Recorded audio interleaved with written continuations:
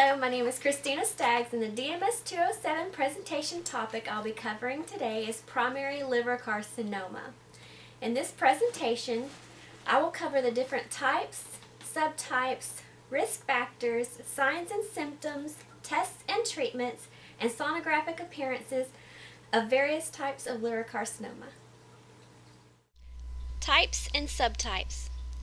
According to the International Journal of Cancer, primary liver cancer is the 5th most common cancer in the world and the 4th most common cause of cancer mortality.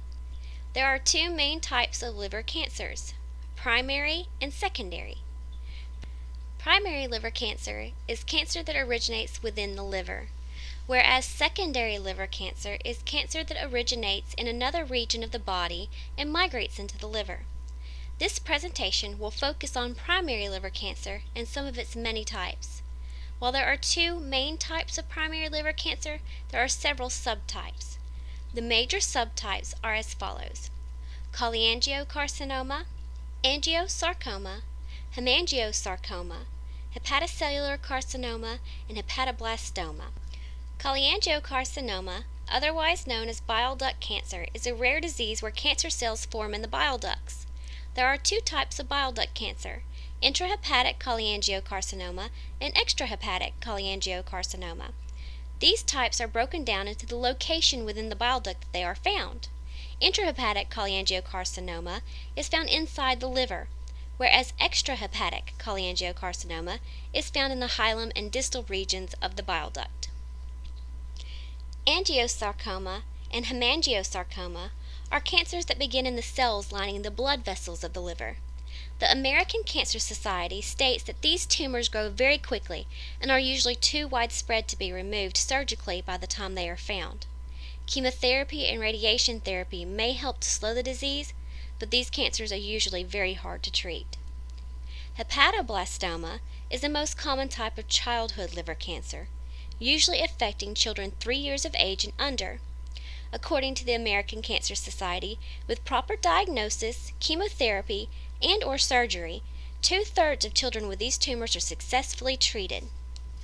Hepatocellular carcinoma is the most common form of liver cancer found in older children and adults. The International Journal of Cancer says that hepatocellular carcinoma makes up to 85 to 90% of primary liver cancer cases worldwide. Therefore, it is safe to assume that it will be the most likely type to be seen by today's sonographers. Risk factors.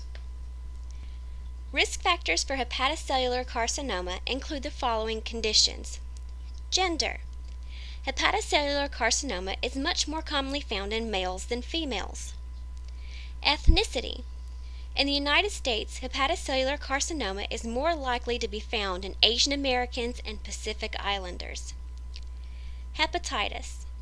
Hepatitis C is the most common cause of hepatocellular carcinoma in the United States. In other parts of the world, hepatitis B is a more common cause. Cirrhosis. Cirrhosis is the most commonly caused by hepatitis, alcohol abuse, and fatty liver. Obesity. According to the American Cancer Society, obesity often results in a fatty liver, which can in turn lead to cirrhosis, possibly ending in liver cancer. Type 2 diabetes.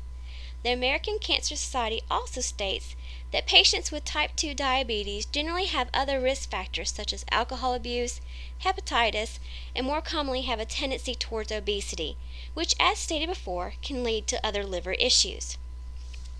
Risk factors for cholangiocarcinoma listed by the National Cancer Institute are cysts in the bile duct, chronic ulcerative colitis, primary sclerosing cholangitis, a disease that blocks bile ducts, infection with a liver fluke parasite. On a side note, the International Journal of Cancer claims that Thailand is the highest reported rates of liver cancer worldwide. This is due to infection with the liver fluke parasite, which is estimated to affect 70% of the population of northeast Thailand. Risk factors for hepatocellular carcinoma and hepatoblastoma in children come from a large list of different syndromes, conditions, and diseases, like trisomy 18, hepatitis B, and issues like low birth weight. Signs and symptoms. Signs and symptoms often found in patients with nearly all forms of primary liver carcinoma are a hard lump and or pain on the right side just below the ribs, jaundice, dark urine, chalky, pale, or clay-colored stool, loss of appetite, fever, nausea and vomiting, unexplained weight loss. Other symptoms and signs that may be seen are a swollen abdomen, itchy skin, unusual tiredness or weakness, easily bruising or bleeding, pain near the right shoulder blade or in the back. Tests and treatments. According to the American Cancer Society, it is often hard to find liver cancer early because signs and symptoms often do not appear until it is in its later stages. Tests like liver function tests, biopsies, serum tumor marker tests, MRIs, CT scans, and carcinoembryonic antigen tests can all be used to look for liver cancer. However, the ACS also states that most commonly alpha protein blood tests and ultrasound are the methods used in detection of primary liver carcinomas. Once detected, primary liver carcinoma is treated singularly or in combination with other treatments such as surgery, tumor embolization, radiation therapy, and chemotherapy. Sonographic appearance. In the textbook of diagnostic sonography, Hagen-Ansert says that the hepatocellular carcinoma may present in one of three patterns: solitary massive tumor, multiple nodules throughout the liver, or diffuse infiltrative masses in the liver. In the many sonographic images available on the internet, tumors seem to be all over the board in echogenic appearance, with most seeming to be hypoechoic. However, there are others that also appear isoechoic, hyperechoic, and some that are heterogeneous in echogenicity.